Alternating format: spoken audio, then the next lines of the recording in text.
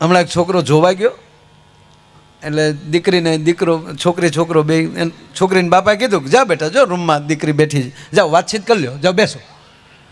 તે બે વળે આમ, અને એમાં જે પહેલી વાર મળે ને એ તો આપણે એવા લાગે કે ઓહો, પહેલી વાર ને એવો ડાયો હતી ને બેઠો.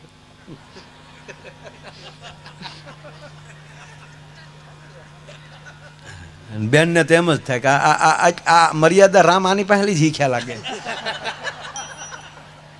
આવો ડાયો થઈને બેઠો, અને સામે એમ જ હોય.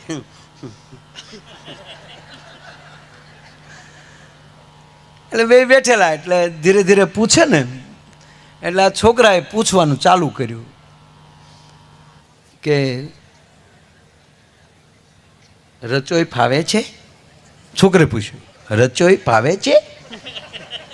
દીકરીને પૂછાય રસોઈ ફાવે છે? છોકરાને પૂછાય ગાળ્યું આવડે? દીકરીને રસોઈ આવડતી જ હોય, કે પૂછવાનો મુદ્દો ન હોય. રસોઈ ફાવે છે? એટલે દીકરી કીધું હા, પણ આ દોઢો હાવ જોઈ લેવાય, વાત કરી લેવાય, વ્યવહાર કરી નખાય આ સમયમાં બેટી બચાવો અભિયાનમાં. બાકી ઘણા 45 પગ્યા નથી ખ્યા હજી. હા, અમારે એક જણો હતો, એટલે કે કીધું કે હું ગ્રેજ્યુએટ છું તો કમસે કમ મારે ગ્રેજ્યુએશનવાળા તો જોવે ને, નહીં ત્યારે મારે કવિતાઓને કોણ સમજી શકે? પાછો તાજો કવિ થઈ ગયેલો, મારી કવિતા અને મારા મર્મોને સમજનાર તો જોવે ને. એવું ગોતવા માર્યો ને તો 35 વર્ષે પગ્યો. પછી કીધું 12 પાસ છે તોય ચાલ છે. એ વરખ ગોચ્યું તો એ ન મળ્યું. પછી કીધું અક્ષર જ્ઞાન આપણે આપશું.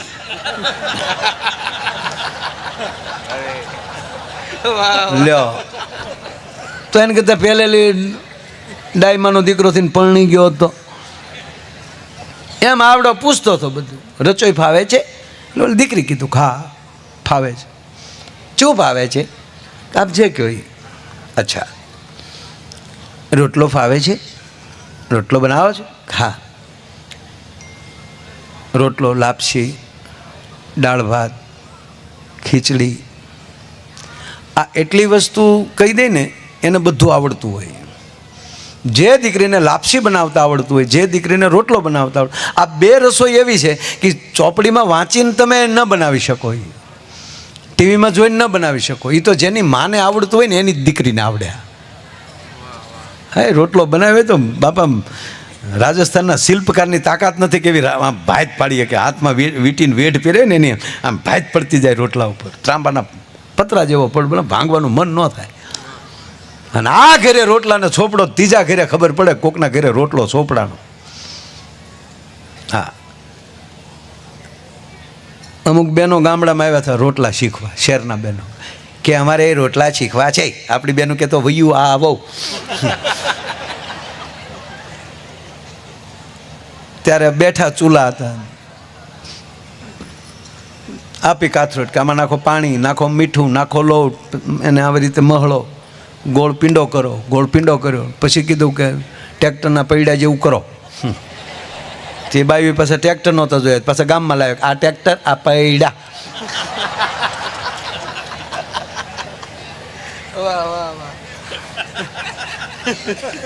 ઓલી બેનો પાછું આમ આમ આમ કર્યું, પછી કીધું કે પાણીવાળા હાથ કરતું જાવ, ટીપતું જાવ. તે ટીપતું ગયું, એનું બાપ ખરતું ગયું બધું. 3 ટ્રાય કરી, પછી આપણી બેનું કાથરડ ક્યાંય લીધી, કીધું ધાબડી આ કરો. તાક પણ અમારે ટિફિન શીખવા હોય તો, તાક ટિફિન શીખવા હોય તમારે એકવાર મરવું પડે ને, અમારી માના કુખે તમારે જન્મ લેવો પડે સાહેબ. આ તાકાત છે. હા, એટલે આ દીકરીએ કીધું બધું આવડે છે, ચરચ. હવે ન્યાલિયા પાછો વળે તો વાંધો નહીં, પાછો ચાલુ થયું. બાજરાના લોટનું શું બને? એટલે દીકરી કીધું કે રોટલા બને, પાપડે બને. જે જે રોટલું બનતું હતું બેનું નક્કી કરી લેજો, ખોટું હું મારે લાંબુ કરવું. એના લોટનું જે બનતું થઈ કીધું, બોલો કે ઓકે. હમણાં આપણા 1-2 ધારાસભ્ય ખબર ને ઓલું હિન્દીમાં ડખો થાય છે, હરખું હિન્દી નથી બોલતા, ભેગું ગુજરાતી બોલે આવો આવે ને. હમણાં મને ટીવી વાળાએ જોડ્યો કે આ ભાઈઓ આપણા સ્વર્ગસ્થ રૂપાણી સાહેબના પણ વચ્ચે એવું બનેલું કે ઇન્ટરવ્યૂ આપતા હોય હિન્દીમાં ને ગુજરાતી બોલે વચ્ચે, એટલે માણસોને કે હમણાં કાંતિભાઈનું નામ જો લે આપણે મોરબી, હમણાં મને પૂછતા હતા બધા, મને કે યાર હિન્દી નથી આવડતું, વચ્ચે ગુજરાતી બોલે. હવે સાંભળજો સાહેબ મારો જવાબ. મેં એમ કીધું કોઈ પણ માણસ હિન્દી બોલતો હોય તો વચ્ચે અંગ્રેજી બોલે કે નહીં? હે, વચ્ચે અંગ્રેજી બોલતો જ હોય, હિન્દી બોલતો હોય ને વચ્ચે અંગ્રેજી બોલે, એને તમે VIP કહો. તો ખરેખર તો ભાષાનું ખંડન થયું જ છે. એ શુદ્ધ હિન્દી નથી બોલ્યો, વચ્ચે અંગ્રેજી બોલ્યો છે. તો વચ્ચે અંગ્રેજી બોલે એને તમે VIP કહો. મેં કીધું તો કોઈ હિન્દીની વચ્ચે મારી માતૃભાષા ગુજરાતી બોલે એનું તમે ખંડન કરી શું કામ શકો સાહેબ? એનું ગૌરવ કેમ નથી લેતા કે આપણો નેતા આપણી ગુજરાતી નથી ભૂલ્યો? હું કામ લ્યો છો? એક જણાએ ગાંધી બાપુને ફરિયાદ કરી. ગાંધી બાપુ ને ત્યારે, અત્યારની વાત નથી કરતો, બાપુ જીવતા હતા તે દે ભાઈ, કે બાપુ આપણા ખાદી પહેરવા વાળા પીવે બહુ કોક, આવું ગાંધી બાપુને ફરિયાદ કરી. ત્યારે ગાંધી બાપુએ કીધું કે એની કરતાં એમ કહો ને કે પીવાવાળાએ ખાદી પહેરવા મળ્યા, કોક દી હારા થાય. સાહેબ આ ગાંધી બાપુ, એમાં ગાંધી બાપુ ને વલ્લભભાઈ ને બધા બેઠેલા, સરદાર વલ્લભભાઈ પટેલ. અને હા, હકીકતની વાત કરું સાહેબ, ગાંધી બાપુને વાંચજો, મજા આવે. હળવી વાંચવાની, ઓલી ગહન વાતોમાં તમારે પછી વાંચજો, પણ હા હળવી પલું. આ બધા બેઠેલા ને એમાં ગાંધી બાપુને આ પૂછ્યું વલ્લભભાઈ બધાએ, આમ હળવી મોજ કરતા હતા. એ કે હે બાપુ, કોઈને વિશ્વ સુંદરીનો એવોર્ડ આપવો હોય, રૂપાળી કોઈ બેન સ્ત્રી હોય એનો એવોર્ડ આપવો હોય, તો અત્યારે તમારા મને ગાંધી બાપુને કહે કે રૂપાળામાં રૂપાળું કોણ, વિશ્વમાં રૂપાળું કોણ? ગાંધી બાપુ બોલ્યા ખબર? કસ્તુરબા. હવે કસ્તુરબાનો ફોટો જોજો, રાખના ઢગલામાં પાણીને છાંટા નાખે પછી શીતળાને ડાઘ હતા. સ્વરૂપ નહોતું માનું, પણ રૂપાળી એ હતી એ માટે કે ગાંધી બાપુની અર્ધાંગના હતી. એટલે ગાંધી બાપુએ કીધું કે કસ્તુરબા, અને દુનિયામાં બધાય કરતા રૂપાળા જેના પત્ની દેખાય ને એ જ ગાંધી બાપુ થઈ શકે, નકર તો જેઠાલાલ કહેવાય. દયા ભાભી ગરબા ગાવામાં જ રહે અને ઓલો બબીતા કોઈને દાટા મારતો. આ ટીવી ચેનલો કંઈક આપણને સલાહ દેતું હોય છે હો સાહેબ, જીવન જીવવાના કંઈક ને કંઈક મોડ હોય છે. એમાં એ બધા દાંત કાઢતા હતા, એમાં કસ્તુરબા રેટીઓ કાઢતા હતા. એણે બોલાવ્યા બધા કે અહીંયા હોય શું તમે તમારા બાપુ હારે, ગાંધી બાપુ હારે હસો છો? તક કાંઈ નહીં બા, તક ના ના વાત કરો. તકે અમે એમ પૂછ્યું કે વિશ્વમાં રૂપાળું કોણ, એવું અમે અમારા બાપુને પૂછ્યું. તા કસ્તુરબા કહે તો કોનું કીધું? તાકે એણે તમારું કીધું. તા કસ્તુરબા શું બોલ્યા ખબર? ગાંધી બાપુ કોઈ દી ખોટું ન બોલે. સાહેબ આ દાંપત્ય જીવન છે. એટલે આ જોવા ગયો એટલે કીધું કે ચણાના લોટનું શું બને? એટલે દીકરીએ જે ચણાના લોટનું બનતું હતું એ કીધું. ઓકે,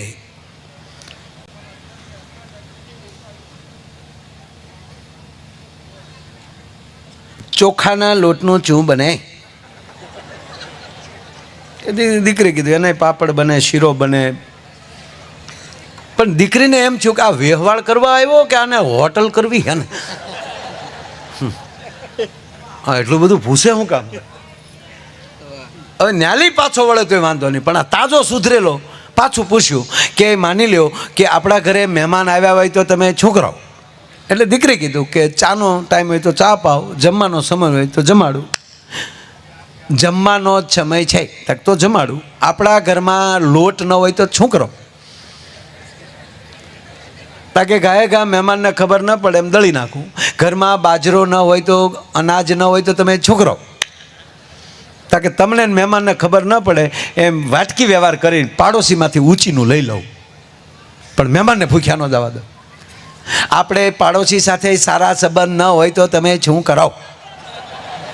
એ કે તમને મહેમાનને ખબર ન પડે એમ દુકાનેથી લઈ આવવું. આપણા ઘરમાં એક પણ રૂપિયો ન હોય તો તમે શું કરાવો? ઉધારે લઈ આવવું. આપણો વ્યવહાર જ ન હોય તો તમે શું કરાવો? તક મારા બાપે જે ઘરેણા આપ્યા ને એ વેચી નાખું પણ મહેમાનને ભૂખ્યા ન જવા દઉં. તમારા ઘર એમ ગળામાં એક પણ ઘરેણું ન રહ્યું હોય તો તમે શું કરો? દીકરી કે હું વાસણ વેચી નાખું બાકી મહેમાનને ભૂખ્યા ન જવા દઉં. આપણા ઘરમાં ઠીકરાના વાસણ સિવાય બીજું કાંઈ ન હોય તો શું કરો? એટલું બોલ્યું તો બાઈએ ત્રણ ફડાકા માર્યા. નીકળે લુખા બહાર નીકળ. તો હું તારા ઘરમાં આવીને મારે એરું પકડવા? તારા બાપ તારા ઘરમાં લોટ ન હોય, તારા ઘરમાં પૈસા ન હોય, મારા ઉપર ઘરેણું ન રહેવા દે, ઘરમાં ઠીકરાના વાસણ સિવાય ન હોય, પાડોએ હારા સંબંધ ન હોય તો તારું ઘર માંડે કોણ? ભોજ્યો ભાઈ નિકાલ. બહાર આવીને એને બાપાને કીધું કે ઇન્ટરવ્યુ લીધા વગેરે આવા લુખાવને ન આવવા દેવા. ચૂ કરો તારા બાપના સાઈજા લો ઊભી ઊભી. વાહ વાહ વાહ વાહ વાહ, બહુ છે.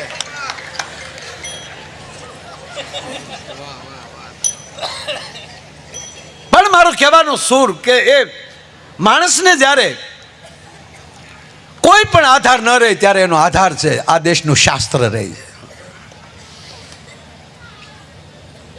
સનાલાલભાઈના પરિવાર, આ પરિવાર અહીં ઘણા, પણ આ પરિવારમાં લેવાનું એ નીકળે કે આ પરિવારમાં રામાયણ ઉગી છે. અને આ પહેલો પ્રોગ્રામ છે, નવું વર્ષનો બેસતું વર્ષ છે આપણું. 2082માં પ્રવેશ કર્યો છે, પહેલો પગથી પગ મૂક્યો છે આપણે. તો એક માયો આયર તમારી પાસે ભીખ માગીને કહું કે તમારા પરિવારમાં રામાયણને રાખજો, રામચરિત્ર માનસને. અને જ્યારે પરિવાર આવી રીતે રજા હોય પગે લાગીને કહું બાપ મારા હમ કે જ્યારે રજા હોય ત્યારે મહિનાની એક રજા એવી રાખજો કે આખો પરિવાર 3 કલાક હારે બેસે અને આખી રામાયણ ન વંચાય ને તો એમાં કેવલ પ્રથમ કહું કે ભરત મિલાપનો પાઠ વાંચી લેજો. અયોધ્યા કાંડના 227માં દુહાથી ચાલુ થશે.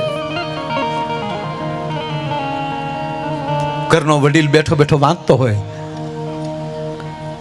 1.5 કલાક થાય હો, ખાલી કેવલ ખાલી 1.5 કલાક થાય. એ 1.5 કલાકનો તમે સમય આપજો.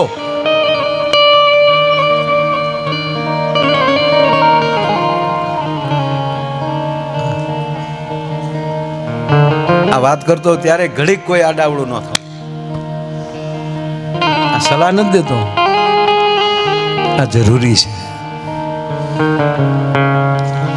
5 કરોડ ઓછા હશે તો હાલશે, પણ 5 સંસ્કાર ઓછા હશે તો નહીં ચાલે.